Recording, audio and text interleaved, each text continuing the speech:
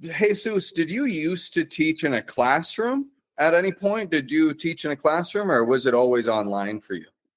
This is more than a decade ago now, but there was this physician in town where I used to live. And for some reason, he had this crazy idea to start his own language school.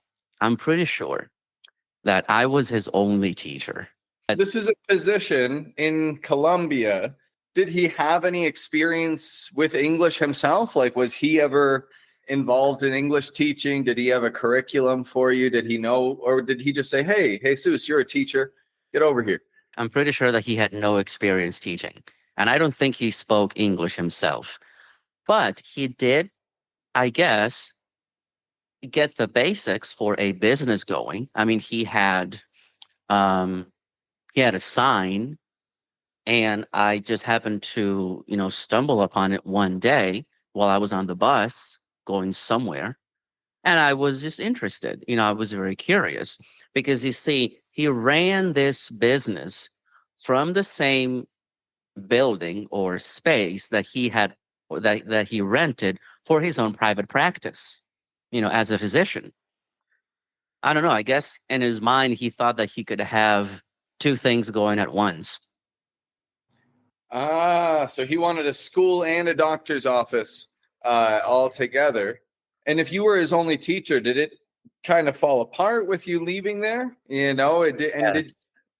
I I'm positive that the thing fell through or that just fell apart the moment I left because there had been tentatively another person that he had been talking to, but that guy never committed or never showed up. And so when I left, that was it. He didn't have staff. I do appreciate that I had a very small group of people that I did my best to teach English. They were all beginners. One of them that I remember, he was grateful for what I did. I remember him saying things like that. I definitely don't really think about going back to an in person teaching, not for the foreseeable future. and Felipe, what pushed you from the in-person teaching to the online teaching? What made you take that step? I would say my answer is simple. The pandemic, happened. So it all started back in 2020. What happened before that? Did your school shut down? Anything like that? Like, how did you get pushed into the online space because of the pandemic? Actually, I was working at this sort of language school. It's called Kumon. I'm not sure if you've heard of it. Like this Japanese. Very popular in Mexico. So I was this English instructor. They don't call us teachers for their own reasons. So I was like an English instructor. It turns out I made like some deep connections with a few students, and I saw all the potential they had to speak English. So I was like, well, whereas Kumon is great for expanding your vocabulary and for even maybe like your listening skill set, it won't take you that far in terms of speaking.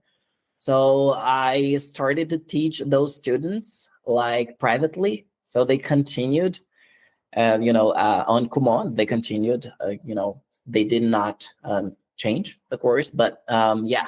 So they became my private students online. So that was the beginning of it. That's how you could kick it off. You got to kind of poach a couple, but that's, why not? You're providing a better service, a little more personal. Yeah. Would you say it allowed you to personalize the service more for changing to that online platform in that way? Totally. And well, as a matter of fact, I do have my first student. I still a teacher. It's gonna be almost 5 years now. Wow, time flies. So back in the days, she could barely speak like a few sentences in English, and now her English level is like B2. So we know it's possible to make Me Considering the too. time, she could Has have that been. been measured? Like she's had like, has she taken a test to get that, actual measured? Yep. I do use this platform called Ellie, and there is this placement test and also the placement quiz. Whereas it's not necessarily proficiency, an official proficiency exam, it is good. It's real good. So I quit my job at Kumon, and with only two students, with only two online private students, I started my own business, so to speak. So after that, based on word of mouth and everything, I got more and more students, and it's been like that ever since. This is really cool. This is awesome. So I'm curious, either of you, could take this one on, this question here.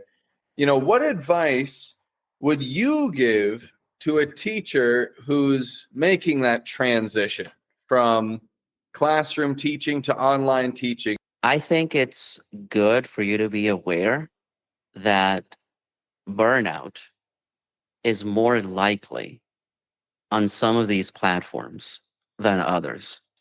Eventually, the honeymoon phase ends. And I think for me, that happened about, let's say, a year into it. This realization struck me, and it kind of bothered me a lot that for all the effort that I'm putting in here, the return that I get or the compensation does not match. Well, it takes a lot of energy, doesn't it? Talking, to people for hours and having these conversations.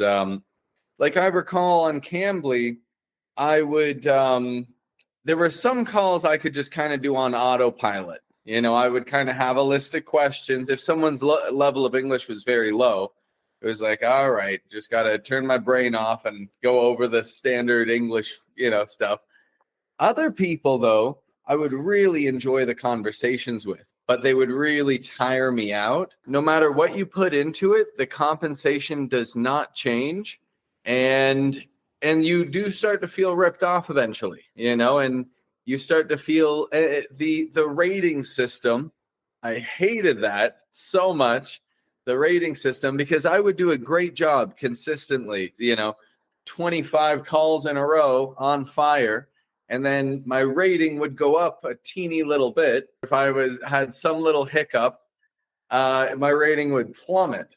And so that's where it's so tough to build your reputation in Cambly, but it falls down so quickly if you and I really hated that because it just made me not enjoy, when the ring would come on, that ding ding ding ding ding, kind of sound. I was like, oh, I hate this. Yeah, for a time. I also believe one of the biggest problems with language schools down here. I don't know whether or not Jesus has the same opinion on this, the same take on this, but I believe one of the biggest problems is the teacher will often, if not always, have poor pronunciation. If the first time the student learns English is at a language school and the teacher doesn't have proper pronunciation or doesn't even know the difference like between the E and E, how can they teach them right? And then those students spend like years in that language school, and now it's really hard to change that wrong pronunciation. We're stepping into a landmine here. No, I'll tell you this. I used to feel the exact same way. I remember teachers in the system who had, I'm going to say it, atrocious pronunciation. And those habits are passed down and they stick with you. And those things get reinforced. You get some deeply ingrained, fossilized errors. There are some patterns, especially in pronunciation, that become so second nature, like bad habits. It's very difficult to kick those habits, at least yourself. It's not impossible, but it is exceedingly difficult.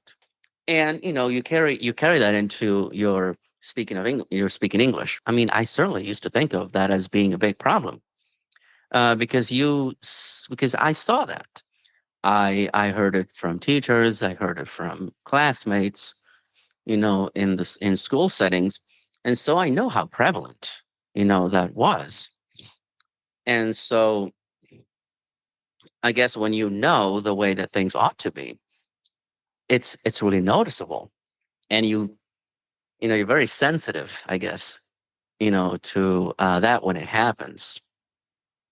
I've been thinking about that. I actually got to go here. My computer is about to die. Yeah, same. I got to get going as well. Me Right too. on. Well, I'll let you go for today, buddy, but have a good one. I'll see you You're Thursday. right. Take See ya. care.